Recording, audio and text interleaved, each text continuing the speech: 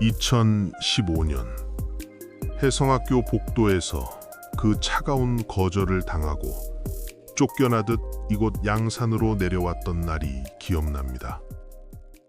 마음은 이미 산산조각이 났고 가슴에는 구멍이 뚫려 찬바람만 불어오더군요. 하지만 저는 죽을 수가 없었습니다. 아니, 오기가 생겨서라도 죽고 싶지 않았습니다. 그래서 저는 미친 사람처럼 살기 위해 병원에 매달렸습니다. 양산에서의 제 생활은 단순했지만 매일매일이 전쟁 같았습니다. 월요일, 수요일, 금요일은 제1병원, 화요일, 목요일은 양산 부산대병원.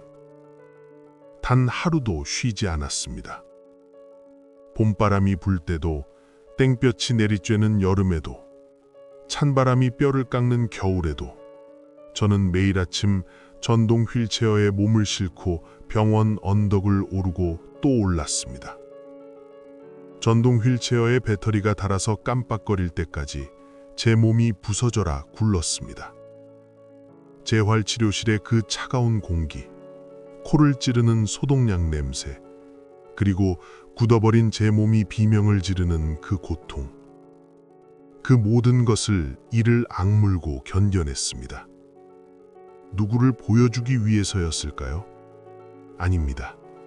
그저 저 자신을 위해서였습니다.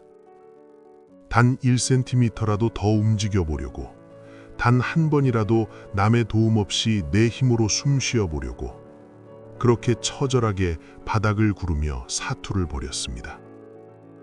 그런데 참 사람이란 게 바보 같습니다.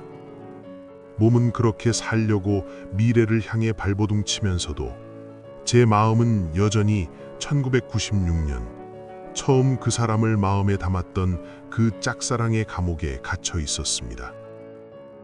치료를 마치고 녹초가 되어 집에 돌아오면 굳어가는 손가락으로 저는 습관처럼 페이스북을 열었습니다. 그리고 보지도 않을 그 여자를 그리워하며 밤마다 청승맞은 글들을 남겼습니다. 지금 생각하면 얼굴이 화끈거리는 그 글들을 다시 떠올려 봅니다.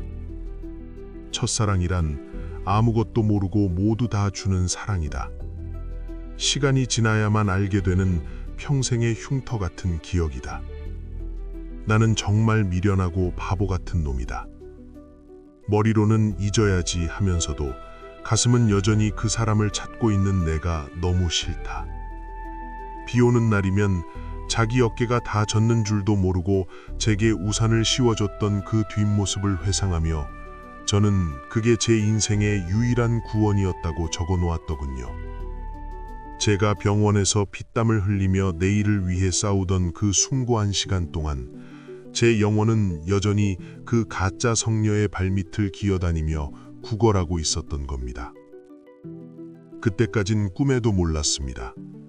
제가 흘린 그 눈물들이 그들에게는 안주거리였다는 것을요. 시간은 흘러 2018년이 되었습니다. 어느 늦은 밤 정막을 깨고 요란하게 전화벨이 울렸습니다. 태봉이었습니다. 수화기 너머로 들려오는 목소리는 술에 젖어 혀가 잔뜩 꼬여 있었죠. 그 녀석은 마치 대단한 비밀이라도 털어놓는다는 듯 낄낄거리며 입을 열었습니다. 승우야, 네 아직도 누나 못 잊었나? 아이고, 내 진짜 네가 불쌍해서 말해준다. 네가 아는 누나 그런 고상한 여자 아니다. 사실은 그때 말이다. 누나가 나한테 환장해서 달려들었다. 심장이 덜컥 내려앉았습니다. 도대체 무슨 소리를 하는 건가? 귀를 의심했습니다. 하지만 태봉이의 입에서 나오는 말들은 너무나 구체적이고 너무나 더러웠습니다. 학교 화장실에서도 그랬고 사상에 있는 모텔도 4번이나 갔다. 우리가 거기서 그냥 손만 잡고 잤겠나? 짐승처럼 굴었다. 승우, 니는 상상도 못하겠지만 뽀뽀할 때 누나가 먼저 혀를 쑥 내밀면서 얼마나 적극적으로 매달렸는지 아나? 내가 남잔데 여자가 그래 나오는데 우째 참겠노? 그 더러운 소리를 듣는데 머릿속이 하얗게 타버리는 것 같았습니다. 온몸에 피가 거꾸로 솟고 손이 부들부들 떨렸습니다. 제가 성역이라 믿었던 그 학교 화장실에서조차 그런 일들이 있었다니. 물론 태봉이는 취해 있었습니다. 어쩌면 술김에 허풍을 떤 것일 수도 있고 과장된 이야기일 수도 있겠죠. 저는 서희 누나의 입장은 들어보지 못했습니다. 누나가 정말 그랬는지 아니면 태봉이가 지어낸 말인지 누나의 해명을 듣지 못했기에 100% 진실이라고 단정짓지는 않으려 합니다. 하지만 태봉이의 말이 사실이든 아니든 제 가슴을 후벼 파는 명백한 사실 하나는 변하지 않습니다. 그것은 바로 시기입니다.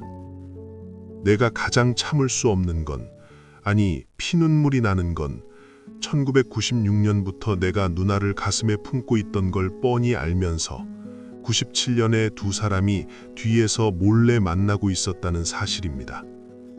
그리고 98년에는 아무 일도 없다는 듯 뻔뻔한 얼굴로 내 차에 올라탔다는 겁니다.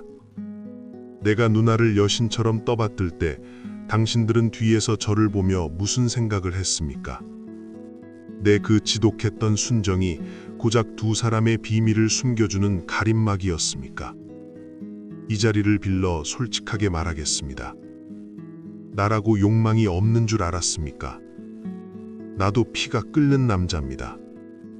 사랑하는 여자를 안고 싶고 눕히고 싶고 탐하고 싶은 본능, 저라고 왜 없었겠습니까? 저도 20년 동안 수백 번 수천 번 상상했습니다. 당신을 품에 안는 꿈을 꾸었습니다. 하지만 저는 참았습니다. 이 악물고 참았습니다. 내 몸이 불편해서가 아닙니다. 당신을 너무나 귀하게 여겼기에 혹시라도 내 욕심이, 내 장애가 당신에게 상처가 될까봐 내 본능을 내 손으로 난도질해가며 지켜줬단 말입니다. 그런데 나의 그 피눈물 나는 절제를, 그 숭고한 배려를 두 사람은 장애인 동생의 병신 같은 연극 취급을 했습니다. 누나의 말은 듣지 못했지만 태봉이의 그 적나라한 묘사가 제 머릿속을 떠나지 않습니다. 당신들이 쾌락에 취해 있을 때 나는 내 욕망을 억누르며 바보처럼 당신의 행복을 빌고 있었다는 그 사실이 저를 미치게 만듭니다. 진실을 알게 되니 모든 퍼즐이 맞춰지더군요. 특히 제 지갑 속에 20년 동안 들어있던 그 사진, Forever with You. 1997년 10월, 태봉이가 뉴질랜드로 떠나기 전 누나가 코팅까지 정성스럽게 해줬다는 그 사진. 나는 그것도 모르고 2003년에 태봉이가 술집에서 던져준 그 사진을 보물처럼 주워 담아 20년을 품고 살았습니다. 그게 내 사랑의 증표인 줄 알았습니다. 하지만 알고 보니 그건 사랑의 증표가 아니라 당신들이 97년에 나눴던 관계의 증표였습니다. 나는 그 껍데기를 가슴에 품고 그걸 지키겠다고 청춘을 다 바친 셈입니다. 2015년 혜성학교 복도에서 내가 그 사진을 들고 찾아갔을 때 누나가 왜 그토록 사색이 되어 나를 쫓아냈는지 이제야 알겠습니다. 반가운 동생이 온 게 아니라 감추고 싶었던 자신의 과거가 살아서 돌아왔으니 얼마나 무서웠겠습니까? 태봉이, 그리고 서희 누나. 누나의 변명을 들을 기회는 이제 영영 없겠죠. 두 사람이 97년의 그 어두운 기억 속에 머물러 있을 때 나는 이곳 양산의 병원에서 전동 휠체어를 끌고 2018년의 태양 아래로 나옵니다. 일주일 내내 땀 흘리며 재활했던 내 몸 근육이 이제야 나에게 소리치는 것 같습니다. 더 이상 가짜를 위해 살지 말라고. 그래서 오늘 저는 내 인생에서 가장 중요한 결단을 내립니다. 술만 먹으면 전화해서 지난날의 배설물을 쏟아내는 태봉이, 그 전화번호를 영구히 차단합니다. 그리고 내 멍청하고 미련했던 짝사랑이 구구절절절 글에 있는 페이스북, 오늘부터 모두 비공개로 돌려 세상에서 영원히 봉인합니다. 이건 도망치는 게 아닙니다. 내 인생에 묻은 당신들이라는 오물들을 폐기 처분하는 겁니다. 쓰레기는 쓰레기통에 버려야지 내 가슴 속에 품고 사는 게 아니라는 걸 이제야 뼈저리게 깨달았습니다. 이제 작별입니다. 내 지독했던 21년의 악몽들. 두 사람이 줬던 상처, 두 사람이 줬던 모멸감. 하나도 잊지 않겠습니다. 하지만 슬퍼하지도 않겠습니다. 이제 나는 그 분노를 연료 삼아 오직 나를 위해 돈을 쓰고 나를 위해 살을 찢고 뼈를 깎아서라도 다시 태어나겠습니다. 내가 세상에서 가장 멋진 남자가 되어 보란듯이 성공하는 것, 당신들이 감히 쳐다보지도 못할 만큼 높은 곳에서 가장 환한 미소로 내려다보는 것, 그것이 내가 할 수 있는 진짜 복수일 테니까요. 나는 이제 나의 잃어버린 미소를 되찾으러 갑니다. 제24화 25년의 복수 임플란트 수술 편에서 뵙겠습니다.